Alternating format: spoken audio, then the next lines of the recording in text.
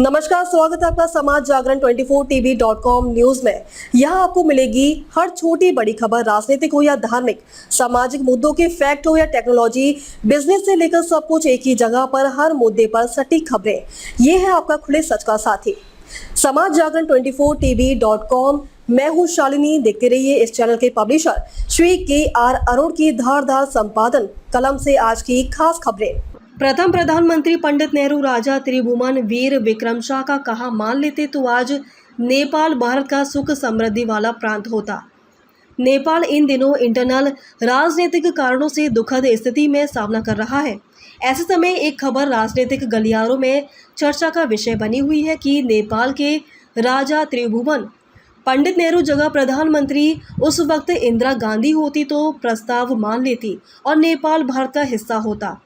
यह बात खबर 1950 में चीन ने तिब्बत पर भी कब्जा कर लिया था। इसी दौर में नेपाल भी राजनीतिक अस्थिरता के दौर से गुजर रहा था। इसी वैश्विक परिस्थितियों ने नेपाल की सुरक्षा को लेकर राजा त्रिभुवन वीर विक्रम शाह की चिंता बढ़ाई और उन्होंने भारत में विलय के लिए तब के प्रधानमंत्री पंडित जवाहरलाल नेहरू से प्रस्ताव दिया था कि नेपाल को विलय करके प्रांत बना दिया जाए, जिसे पंडित जी ने अपने कूटनीतिक से साफ करने से इनकार कर दिया था।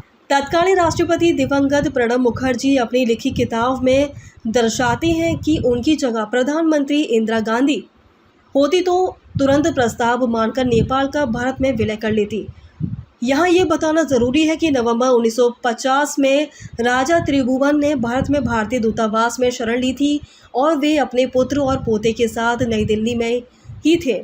उस समय की घटनाक्रम के अनुसार 1950 के दशक में भारत नेपाल संबंधों के संदर्भ में नेपाल के राजा त्रिभुवन वीर विक्रम शाह ने पंडित नेहरू को ये ऑफर दिया था जब चीन ने 1949 में कम्युनिस्ट क्रांति हो चुकी थी। चीनी क्रांति का असर पूरे क्षेत्र में बढ़ रहा था। तब 1950 में चीन ने तिब्बत पर ही कब्जा कर लिया था। इसी दौर में नेपाल भी राजनीतिक अस्थिरता के दौर से गुजर रहा था। इस संकट काल में नेपाल के राजा त्रिभुवन वीर विक्रम शाह नेपाल की सुरक्षा और आर्थिक समृद्धि के लिए नेपाल का विलय भारत में कर लेना चाहते थे। यहाँ पर गुलजारी लाल नंदा फाउंडेशन के चेयरमैन और वरिष्ठ पत्रकार समाज जागरण 24 टीवी के संचालक KR अरुण ने कहा और वरिष्ठ पत्रकार समाज जागरण 24 टीवी के संचालक KR अरुण का कहना है कि कुछ राजनीतिक भूले बताते हैं कि हमारे पूर्व राष्ट्रपति प्रणब मुखर्जी अपनी ऑटोबायोग्राफी द प्रेसिडेंशियल ईयर्स में इस घटना का जिक्र किया है। वे अपनी किताब में ये दर्शन नहीं भूले कि पंडित नेहरू, लाल बहादुर शास्त्री और इंदिरा गांधी का जिक्र ज़रूरी है, क्योंकि हर प्रधानमंत्री की अपनी एक कार्यशैली होती है, फिर चाहे वे एक ही पार्टी के क्यों ना हो। वास्तव में पंडित नेहरू नेपाल को स्वतंत्र लोकतांत्रिक राष्ट्र देखना चाहते थे। तत्कालीन राष्ट्रपति प्रणब मुखर्जी के अनुसार जवाहरलाल नेहरू ने कूटनीतिक से काम किया। उन्होंने लिखा है कि नेपाल में उस समय राणाओं के राज को राजशाही से बदल दिया था।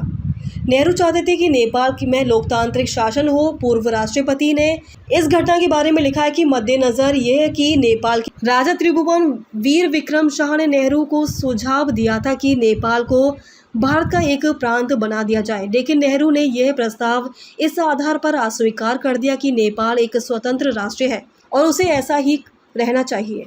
कृपया ध्यान रहे, ऐसे ही लेटेस्ट अपडेट पाने के लिए हमारे चैनल को सब्सक्राइब करें और लेटेस्ट नोटिफिकेशन पाने के लिए बेल आइकन दबाना न भूलें। यदि आप फेसबुक, इंस्टाग्राम, ट्विटर, यूट्यूब के माध्यम से देख रहे हैं तो पेज को फॉलो जरूर करें। धन्यवाद।